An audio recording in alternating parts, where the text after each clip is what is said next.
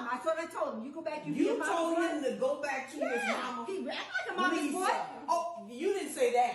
Yes. Lisa. If he needs to be told and let know. No, he does not. You can't talk to him like He's that. He's continually acting like that. But listen. There it is. Life and death is. Now I'm gonna give you the word. Now we women of God. Okay. And there's certain things you can say to a man that could damage them, right?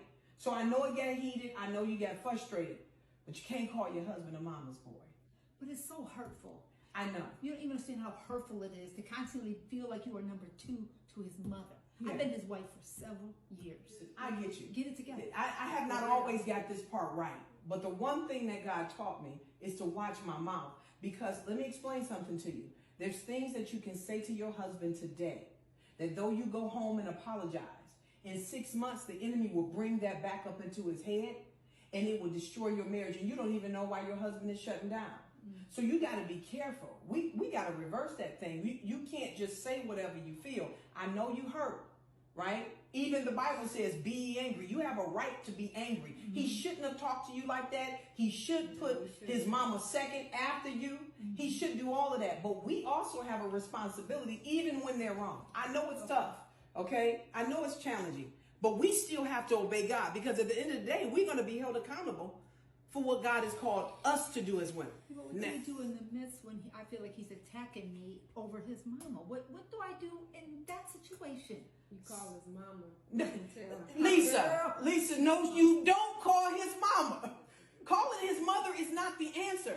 Listen, because listen, I had problems with my mother-in-law, right? It wasn't until that I got my husband to open up his eyes to see how mean and nasty his mother was to me. How do I do that? Do I tell him, let him You hear can't do it by calling him a mama's boy. Okay, but so you got to calm yourself. What do I do? You got to let him hear that recording, but you can't do it when you at 100. Okay. You got to calm it down and you got to look at him and you got to say, babe, you know what? I love you and I love us.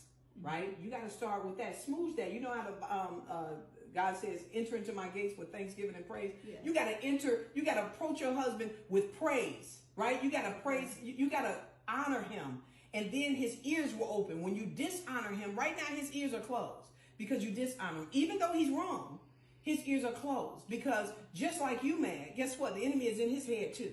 So now you have the influence. You have the power. You can change that thing around just by going to him and tell him, listen, babe, I love us. And I want to apologize to you for being rude and disrespectful and calling you a mama's boy. That was out of line and I should have never said it.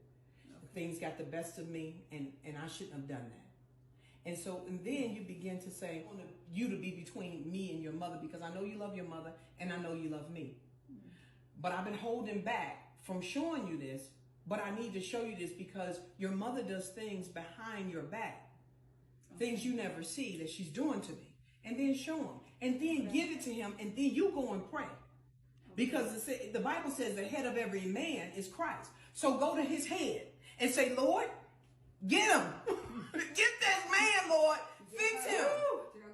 And then God will deal with him. And trust that, because that's exactly what I had to do with my husband. And listen, me and my mother-in-law now, oh, she loves me. She brags about me at the office.